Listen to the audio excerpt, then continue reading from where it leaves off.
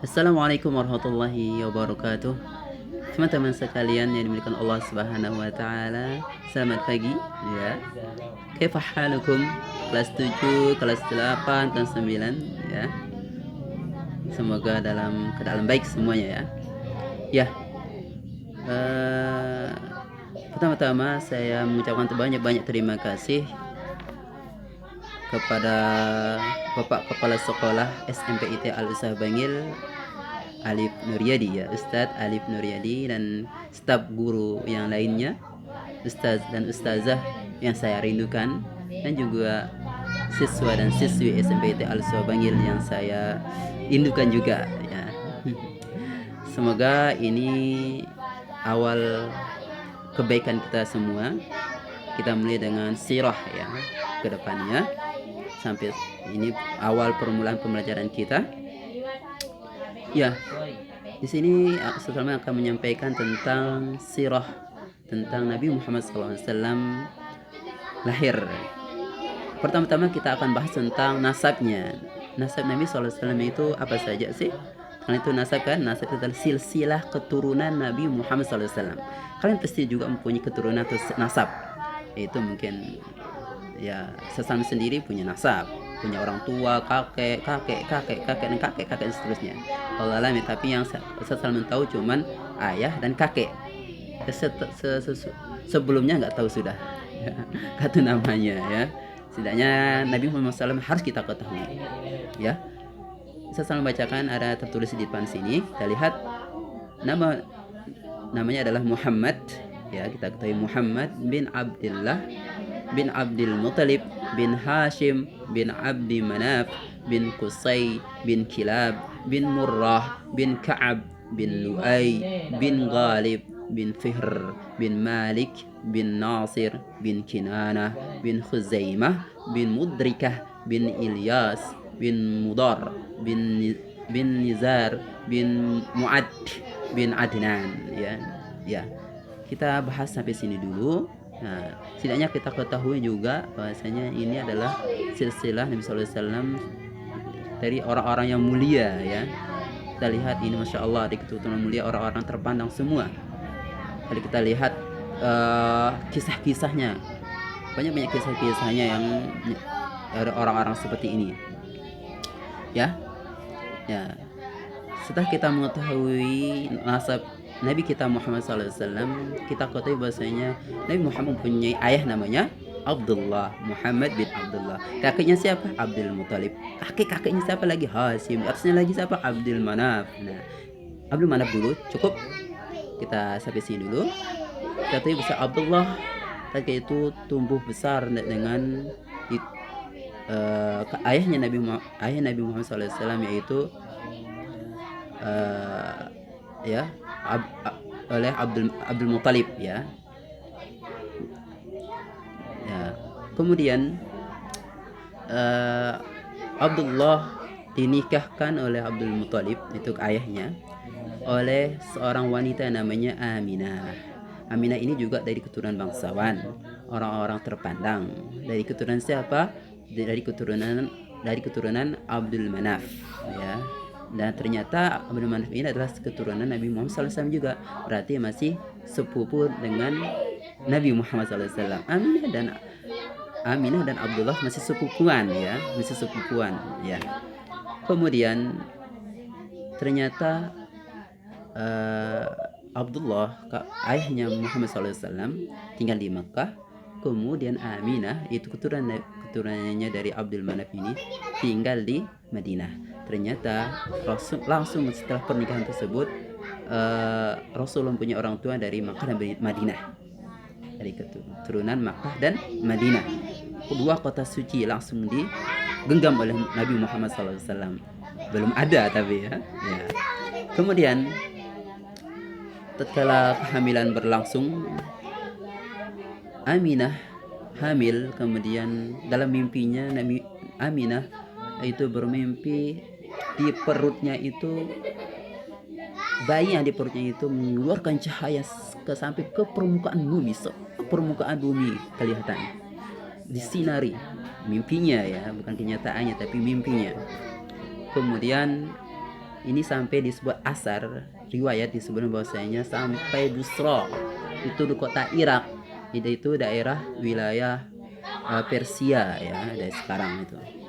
Kemudian pada kehamilan 6 bulan meninggallah Abdullah ya, jadi Abdullah meninggal, otomatis Nabi Muhammad SAW itu menjadi yatim.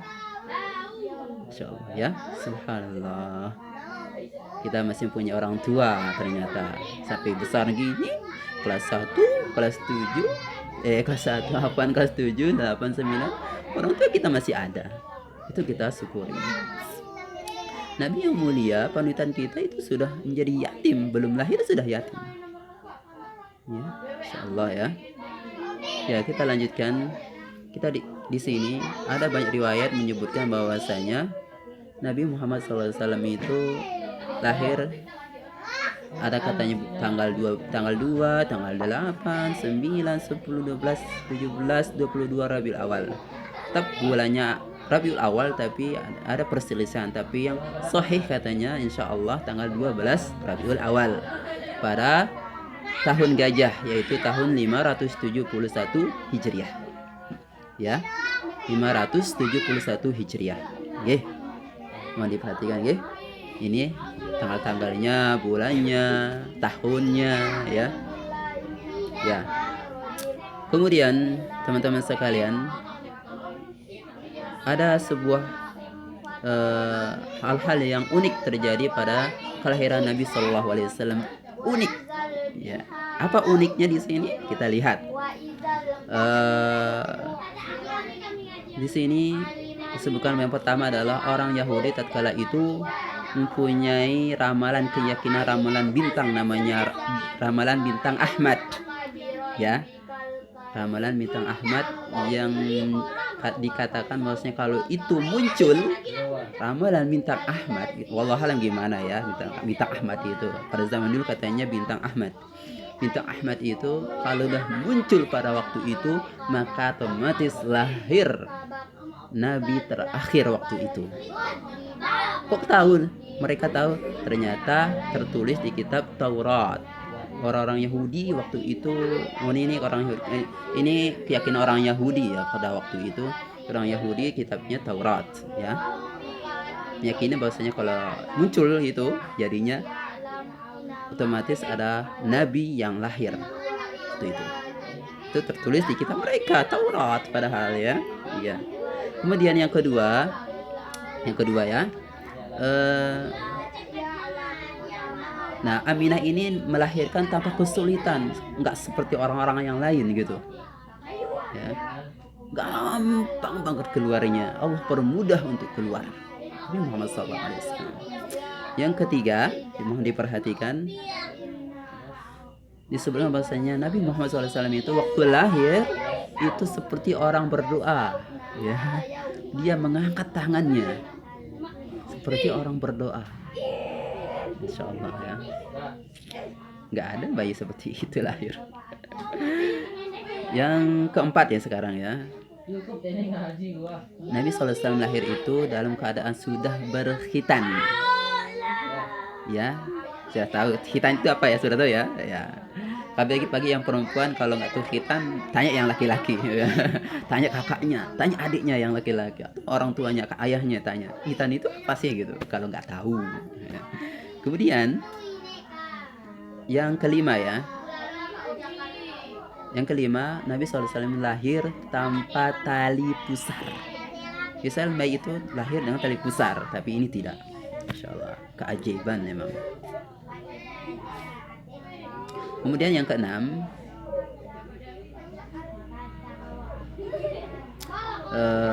ini yang kita tekankan di sini ya. Sebentar. Tatkala itu Nabi SAW lahir,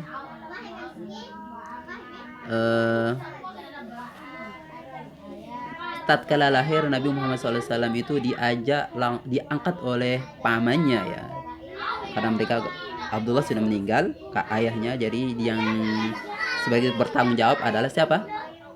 Kakeknya Abdul Muthalib. ya, Abdul Muthalib. Jadi diangkat Nabi SAW ini langsung dibawa langsung ke dalam Mekah, dalam Ka'bah. Nah, dalam Ka'bah. Setelah dia dalam Ka'bah,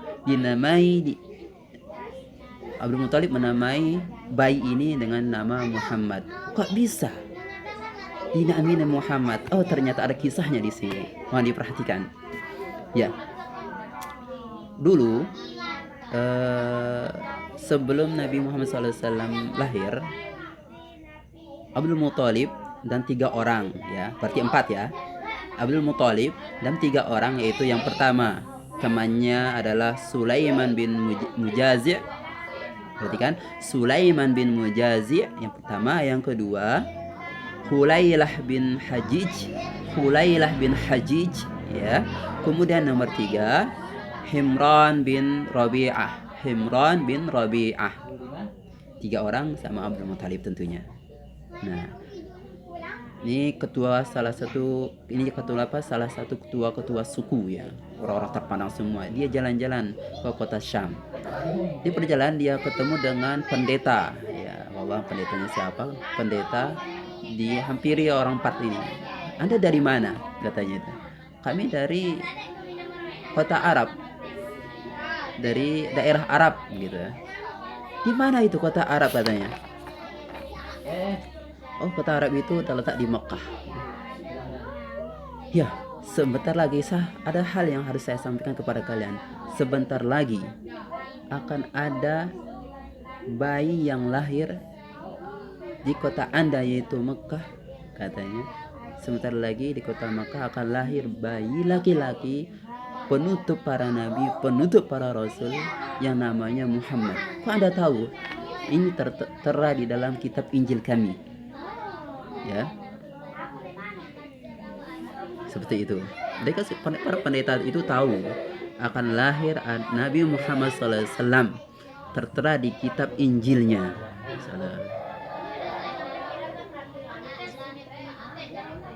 Nah, seketika itu juga mereka bertekad yang 4 ini kembali. Kemudian mereka berempat mengatakan, kita sepakat siapa saja dari keturunan kita berempat, katanya seperti itu, anak kita ataupun cucu-cucu kita, nanti kalau ada yang lahir dan itu laki-laki, kita berikan nama Muhammad. Ternyata Allah mengkaruniai Abdul Muthalib itu anaknya, menantunya itu Aminah, ya, mempunyai keturunan laki-laki. Nah, diberikan nama Muhammad, insyaallah. Ini uniknya, insyaallah, ya, dulu itu. Nah, ternyata juga kata Muhammad ini tidak ada sebelumnya nama Muhammad, tidak ada, ya. Orang-orang dulu tahu kalau udah ada namanya Muhammad, tapi harus dengan syarat-syarat itu, ya, syarat yang sudah kita sebutkan. Kalau ada dan tepat seperti itu, mereka sudah tahu, ya, ciri-cirinya, kenabian itu sudah tahu. Maka harus diberikan nama Muhammad, insyaallah. Kita lanjutkan, teman-teman. Unik, ya. Kemudian, ya, ini disebutkan di sini, setelah kelahiran Nabi Muhammad SAW, ibunya menggendongkan beliau ke kakeknya Abdul Muthalib. Dia menggendongnya dan membawanya masuk ke dalam Ka'bah. Setelah sampai pada hari yang ke-7, dia memotong kambing dan mengundang orang-orang Quraisy. Setelah mereka selesai makan, mereka bertanya, wahai Abdul Muthalib, siapa nama anak kamu yang karenanya kamu meninggalkan kami? Kamu memanggil kami? Seperti itu. Abdul Muthalib berkata, saya menamakan dia Muhammad. Masya Allah. Mereka bertanya lagi, bagaimana kamu menamakan anakmu dengan nama yang bukan nama dari kakek kamu dan juga nama-nama orang yang dikenal pada kaummu? Katanya nama Muhammad itu enggak ada nama Muhammad, ya. Abdul Muthalib berkata, saya berharap penduduk bumi memujinya dan penduduk langit pun memujinya. Itu Nabi SAW Abdul Muthalib sambil keliling Ka'bah mengatakan seperti itu berkali-kali, ya. Ternyata juga nama Nabi Muhammad SAW nama langka di kalangan Arab jahiliyah, kecuali beberapa orang tua yang mengetahui bahwa Nabi akhir zaman adalah bernama Muhammad dan berharap anaknya menjadi nabi, maka dia pun namakan anaknya dengan Muhammad. Ya. Kemudian ya teman-teman sekalian, kita lanjutkan. Ya, sudah disampaikan seperti itu tadi. Nah, keenam, tanda-tandanya adalah ada goncangan di semua istana Kisra pada waktu itu, daerah Persia, ya. Nabi SAW lahir, ternyata istana mereka tergoncang, rata tanah dengan tanah, ya, hancur setelah lahirnya Nabi SAW. Allah alam gimana riwayatnya, ya.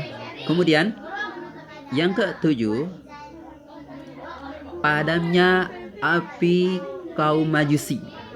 Dan api Majusi orang Persia tentunya, ya, yaitu berusaha menyalakannya, ya. Walaupun dia berusaha untuk menyalakan api, ya, selama dia lahir Nabi SAW itu sampai dia diangkat sebagai nabi, angkat menjadi nabi, tidak bisa dinyalakan untuk menyalakan api untuk menyembah. Kan mereka orang Majusi menyembah api. Nah, selama Nabi SAW lahir, tidak bisa dinyalakan api ini untuk disembah, tidak bisa, sama sekali tidak bisa. Itu uniknya, insya Allah, ya. Tapi kalau untuk masak bisa, dia masak, kalau selesai masak api ini padam, katanya seperti itu. Dan berbagai yang lain seperti itu, ya, katanya seperti itu. Kemudian kita lanjutkan yang ke-8. Ada katanya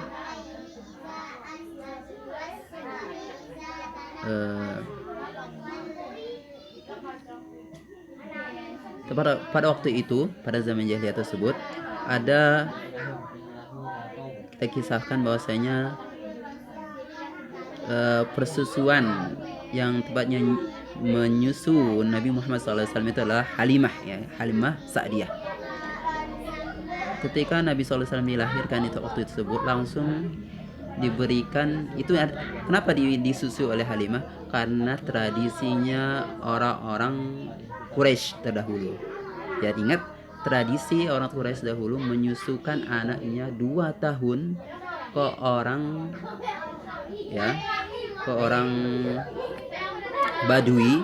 Nah, orang Badui ini adalah orang Halimah Sa'diyah ini, dari keturunan Sa'diyah, namanya Halimah, seperti itu, ya. Disusui 2 tahun. Ya. Uniknya di sini adalah dia itu Halimah ini dia keliling, tapi setiap dia mau gendong bayi, mau disusui, nangis, nggak bisa diam. Terus ketemulah Nabi Muhammad SAW. Diketahui bahwa Nabi SAW tidak mempunyai ayah. Halimah nggak mau. Kenapa nggak mau menyusui Muhammad? Karena ditahu Muhammad ini nggak punya ayah. Siapa yang mau kasih kita upah kalau orang tuanya nggak ada, gitu, ya. Tapi dengan syarat dari suaminya. Siapa nama suaminya di sini?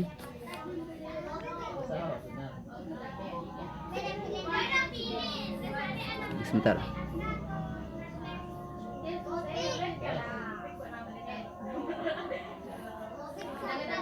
Haris, masya Allah, ya, afan.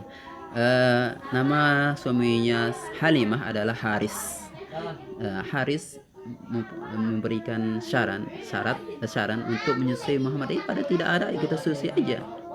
Ternyata setelah Halimah memegang Nabi Muhammad SAW, terjadi keajaiban. Apa keajaiban yang terjadi?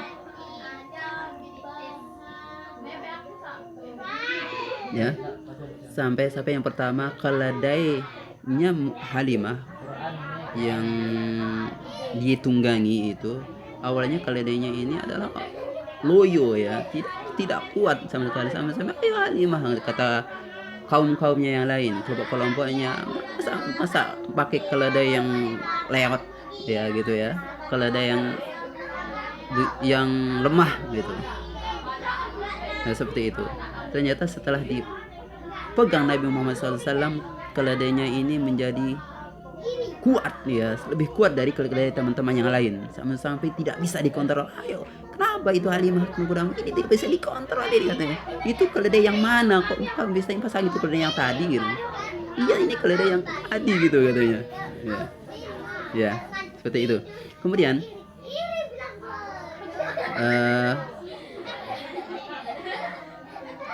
Kemudian kudanya juga, ya, kudanya Halimah juga tiba-tiba gemuk, ya.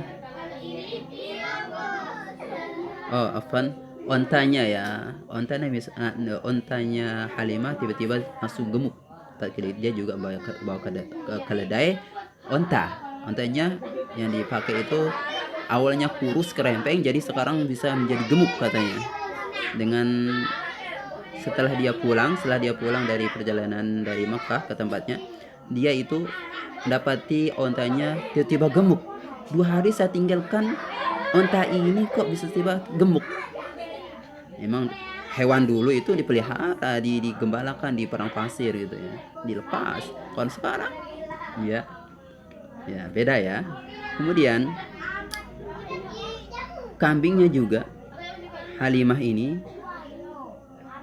tiba-tiba dia punya kambing betina dan jantan, dan kedua-duanya menjadi gemuk, dan betinanya ini mengeluarkan air susu terus. Setelah diperas ada lagi, setelah diperas air susunya ada terus, sampai juga berketurunan banyak. Tidak ada yang kurus, tidak ada yang jelek kambingnya, seperti itu. Jadi sampai dulu itu Halimah ini ada orang yang miskin. Setelah Nabi Muhammad SAW disusui, jadinya kambingnya ini mengeluarkan air susu yang banyak banget, sampai orang-orang di sekitarnya, orang-orang di kampungnya mengatakan, kemana kambingnya Halimah, kita giring kambing kita ke sana juga, bahwasanya pasti juga kita akan bisa gemuk juga, katanya. Memang benar, kambingnya ikut sama kambingnya Halimah, ikut juga gemuk. Nah itu karena karomah ya, karomah Nabi Muhammad SAW, barokahnya insyaallah. Ini sedikit dari Afwan, sudah banyak banget ini ya waktunya tentang kisah Nabi Muhammad SAW. Afwan tidak bisa lama, kita tutup dulu dengan doa kafaratul majlis. Subhanakallahumma wa bihamdika asyhadu an la ilaha illa anta astaghfiruka wa atubu ilaika. Assalamualaikum warahmatullahi wabarakatuh.